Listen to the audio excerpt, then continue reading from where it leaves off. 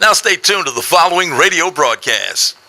You're listening to the Victory Station, AM 1360. We're glad you chose us. Thank you. It's Impact with the Florida Star, the largest, oldest, and most read African-American newspaper in Northeast Florida and South Georgia. And now, here's the host, the publisher of the award-winning Florida Star, Clara McLaughlin. Well, good evening. This is Opio, and my goodness, we got a great show lined up for you today. I am live in the studio. I love to do the shows live because it's more interesting that way. We're going to be talking about walking while black.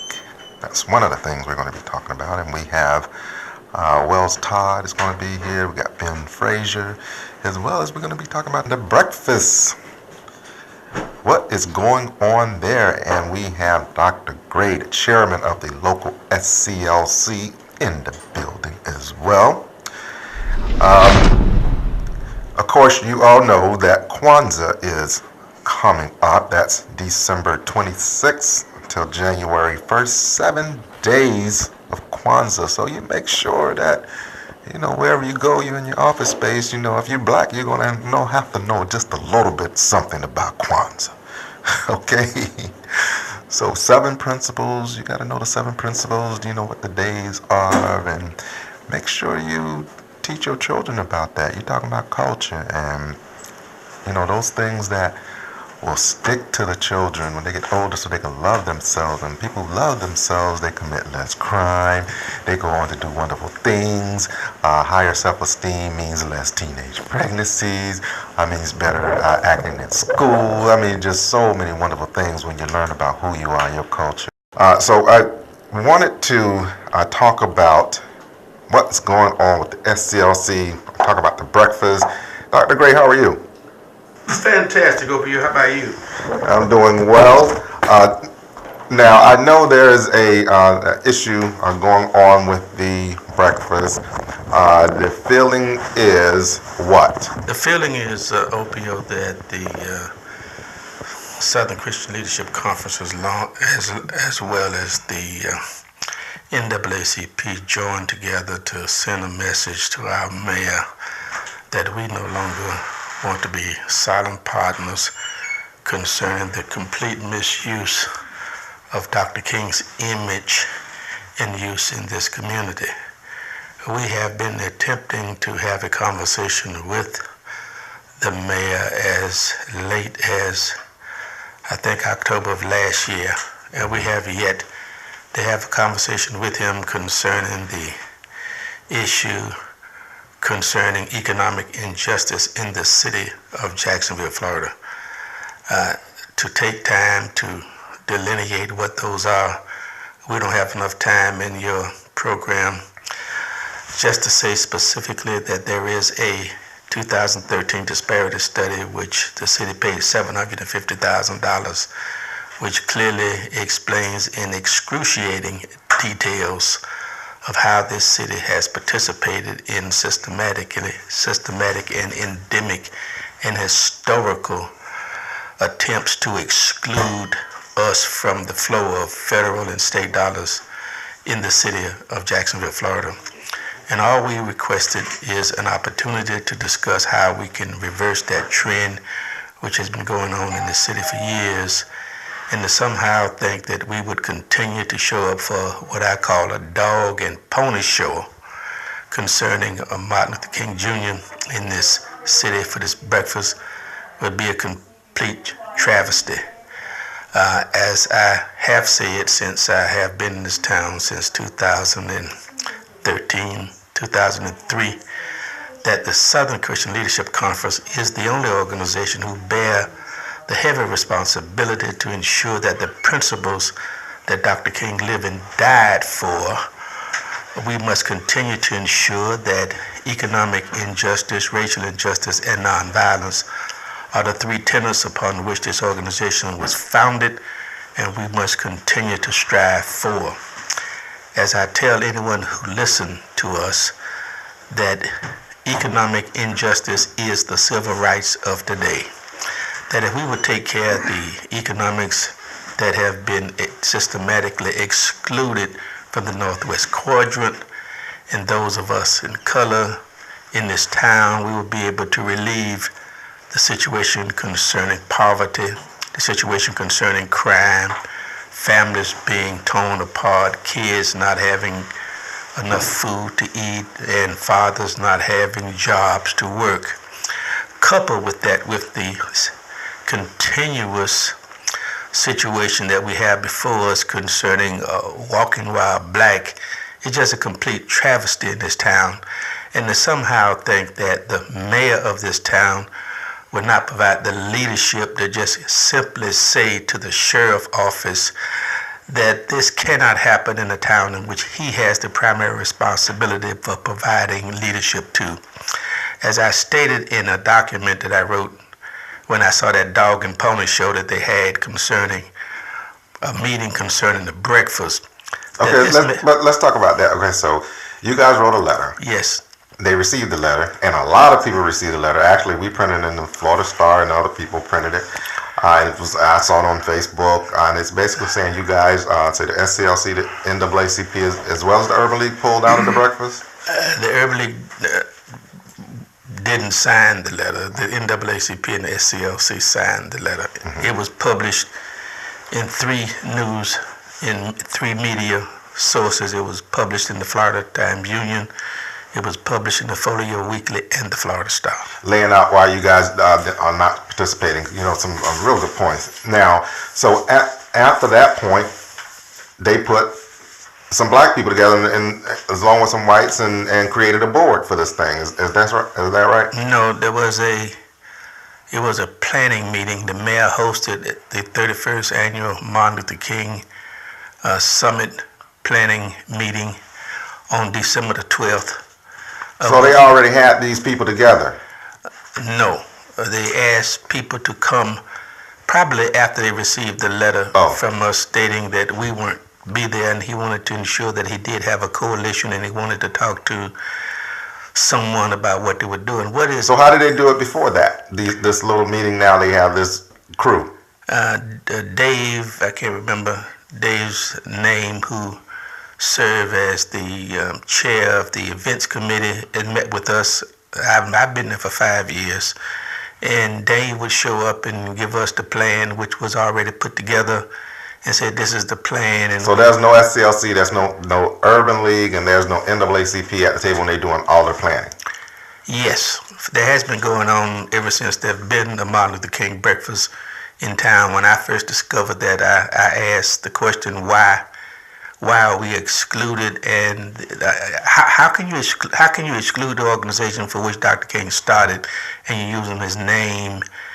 And I took some issue with that. And so it's usually happened at the Prime Osborne. There's over 3,000 people there, and none of the organizations get any type of funds as a result of the tables that are whatever purchased. That's absolutely correct. We normally get the first time, I think it was last year, the last time we attended, we were privy to the... They give you a free table? No, yeah, we get a free table. We finally got an opportunity to see the budget, and the budget indicated that all of the funds had been expended primarily for the use of the breakfast. And does the SCLC get to speak on the dais? The NAACP, Urban League, all get to speak on the dais? I know I did the first year I was the president. I got to speak up there. The next year, they were kind of like, we do what we want to do. Not only that... and I walked out of that one, too. You probably spoke too long, and from then on, they reduced the opportunity to provide 2 minutes. You spoke my too speech long. was better than Alvin Brown's speech that day. That's what it was. I had too many applause lines in it. You stole the show. All right, we got let's go to a commercial break, and we come back. We're going to be talking about Walking While Black as well as the Martin Luther King breakfast right here on Impact. Do you know what media received the first Eagle Award by the Jacksonville Sheriff's Office for being the most factual? The Florida Star. Do you know which media solely addresses issues of concern for African Americans? The Florida Star. Do you know which media carries local, state, national, and international news regarding African Americans, the Florida Star. Do you know the only media that carries a special section for our youth at home? And the schedule for 3 black television networks. Now you know the Florida Star. Northeast Florida's largest, oldest, and most read African American newspaper, serving since 1951 in more than 200 locations. The Florida Star. News you can use. News you can trust. The people's choice. Striving to make a difference. Subscribe today. Call 766-8834. That's 766-8834. Pick up the Florida Star at over 200 locations. Or to have it delivered, call 766-8834. The Florida Star. Speaking truth to power.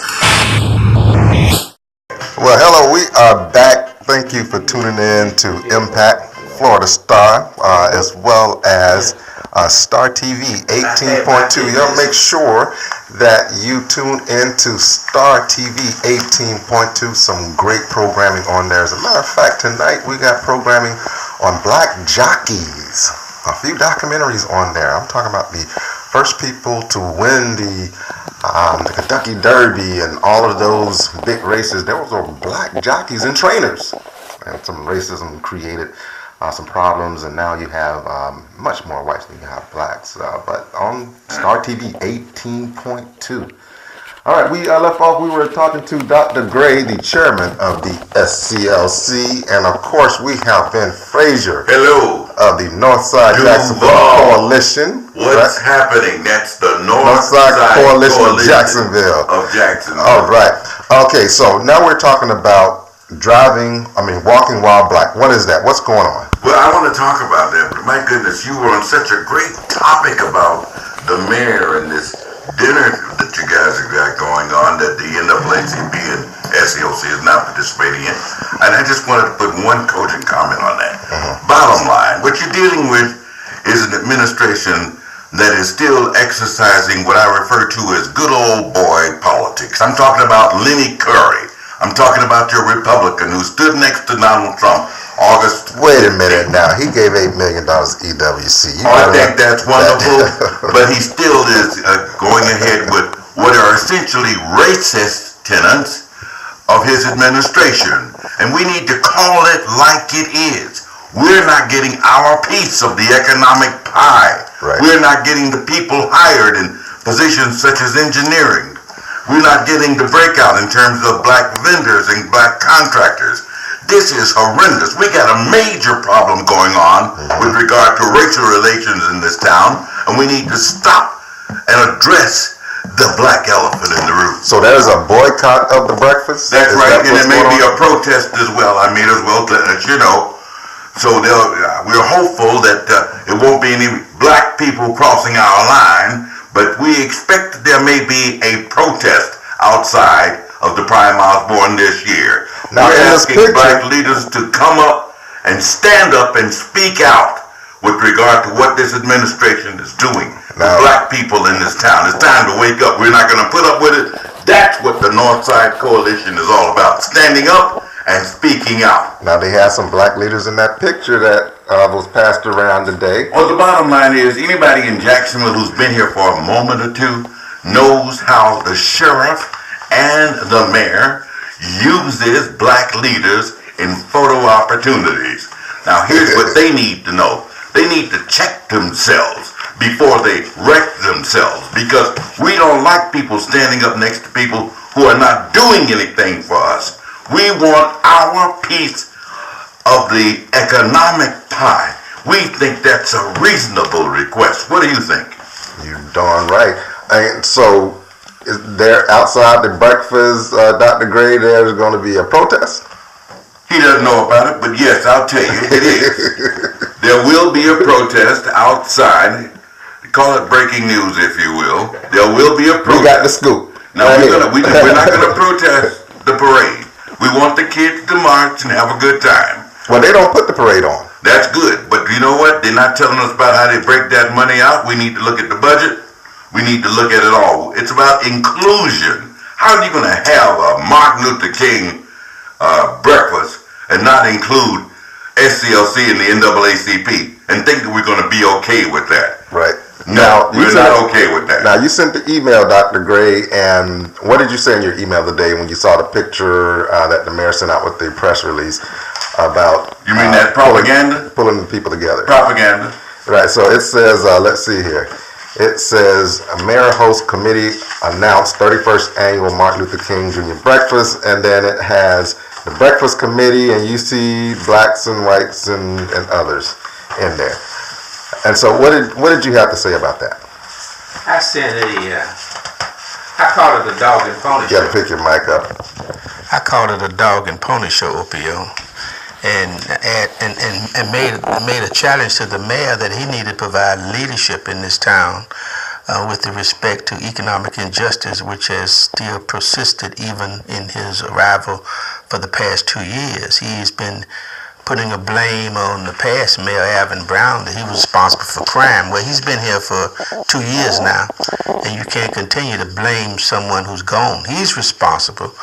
And then the Times Union pointed out, as Ben Frazier so eloquently stated, of not having any black engineers in City Hall. We have a situation where we have an independent agency, the JEA, which have what I call the JEA 5, who filed a complaint with the Equal Rights Commission that they could move forward with a lawsuit against them. That's right. Because they have a clear case of discrimination. We have nepotism that's running rampant of the good old boys hiring their brothers, their sisters, their cousins, and everybody in the family, and excluding black folk in key positions. We continue to have a situation of crime that was just evidence concerning walking while black. And this, we hadn't heard a voice yet from the mayor. He has a moral responsibility to provide leadership. Right. Now, what is walking while black? Tell us what that is. You and Ben Frazier. Walking while black has to do with the passing out the issuance of pedestrian jaywalking tickets. A story written by Ben Carnock and Topher Sanders for the Florida Times Union. Their 4-month study showed that of 29% of the people in this town being black, that 55% of the tickets were being written to black people. If you live in certain zip codes, you have 2.5 times, nearly 3 times the percentage of being written a ticket. If you are black, you're about 6 times the chance of being written one of these. What was their excuse? Tickets. They don't have an excuse. In fact, Pat Ivey, the undersheriff, says it's a good thing. We stop people and we can find out what else they're doing wrong. All of it is targeting and profiling. Which is that's against the Constitution. Of course it is. They call it stop and frisk in New York City. But this is just a different flavor of it. They're writing black people tickets while white folks walk around San Marco, while white folks walk around Riverside and in Mandarin and the beaches with no problem. You know, we're not anti-white.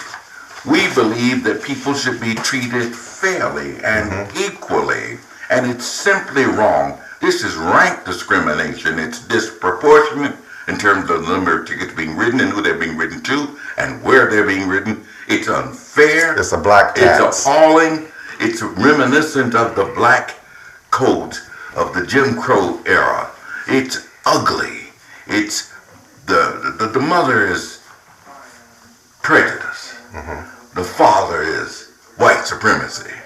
And now the child is these walking while black tickets being passed out. It's wrong. It's unfair. It's unjust. It needs to be stopped. And that's what the civil rights groups are saying should happen. The NAACP agrees. SCLC agrees. 3 city council people agree. And they actually are forgiving a large number of those tickets I'm reading that they gave to black people. Yes. That's interesting. This is Opio. You're tuned into Impact, the Florida Star. Y'all make sure y'all go pick up a copy of the Florida Star. We'll be out on newsstands tomorrow, as well as Star TV 18.2. Sunday mornings, we have the best old school gospel, bar none, on television. So you have to make sure y'all tune in. And what paper is that? The Florida Star newspaper. Yeah. We are the best in the area. We do news right, the black press. Hey. And we have Dr. Gray from the SCLC, as well as Ben Frazier from the Glad to be Northside here with you. Coalition of Jacksonville. That's the Northside Coalition of Jacksonville. Say it loud. I'm say telling it you, proud. that's right. So, we were ending off talking about Walking While Black, and Yes. we are talking about selective enforcement. That's There really you what go. we're talking about, There right? you go. Selective enforcement. In other words, we know that the Jacksonville Sheriff's Office is simply enforcing 28, 29 different pedestrian walking statutes. But here's the deal. The sheriff has the right to talk about how, has the discretion, if you will, about how they enforce this thing. He can tell his officers, hey, listen, we have no business writing more tickets in one section of town than the other. We don't know why you're doing it, why you end up writing that many, but we want you to stop. We want you to be fair. What we say he should say is issue verbal warnings, because the tickets being written don't result, there's no reduction in pedestrian injuries or fatalities. How much are those tickets usually? $62 to $65. And You got $62? That's No. a tax. That's what that is. That is a tax. Imagine having a credit card, and you have to pay $62 And what if you don't pay it? For a year for it, right? And then it goes up. Not Well, on only the does phone, it go up, it goes into, you could get your license suspended. right? It can go on and on, particularly if you're poor, right? Now we have Wells Todd on the line, and he is from the Jacksonville Progressive Coalition. How you doing, Wells? Good evening. How are you guys doing? Hey, how Great, you great. doing, Will? Now, Wells, we're talking about this Walking While Black. Here we go again. This is just another face and another stem and another branch on the tree of racism. Yeah, like I said the other evening at the city council meeting, you know, the phrases that were coined, walking while black, driving while black, jogging while black, you know, they've been around for a while. And what we're seeing is the African American community being economically exploited, you know, and once again criminalized for doing something that everybody does. The police jaywalk, everybody jaywalk. And they have to stop doing this, and we have to make them stop doing it. It's crucial at this juncture in time with the political atmosphere that exists in the United States that we come together as a community. Because the structure that has been created to contain us and to occupy the community. And we have to come to grips with this in a big way, because we are under attack. And we're talking about the Take 'em Down. You're also a part of the Take 'em Down, these racist statues, which actually means a whole lot. Some people say, well, it doesn't mean anything. It means a lot to people who have some dignity and understand and love the culture. It means a lot. Exactly. And no Exactly. history. And we're going to be approaching the school board shortly here about the education process here in Jacksonville. Right. Because our children are not being taught about their own culture, about their own history. You know, it seems as if history started once we hit these shores. We had a rich history in Africa. And one of the reasons why we see this pushback against removing these statues is because, to be blunt about it, there's still a belief in this country that black people are inferior. And, you know, we suffered our own Holocaust, and we're still suffering, you know, exploitation and oppression in this country. Oh, yeah. And we have to come to grips with the fact that we're living in a society where all the institutions that we live under have racism embedded in them. Yeah, And, you know, Ferguson brought this out for a lot of people. They are systematically draining the African American community financially in a lot of these areas of the country to try and make up for this shortfall because of these so-called tax cuts. And that's why it's so important for us to vote. Now, and when we talk about city, and this is a part of the whole situation that we're talking about. You mentioned some of that in your email when you saw the new creation of a meeting for the MLK breakfast, Dr. Gray.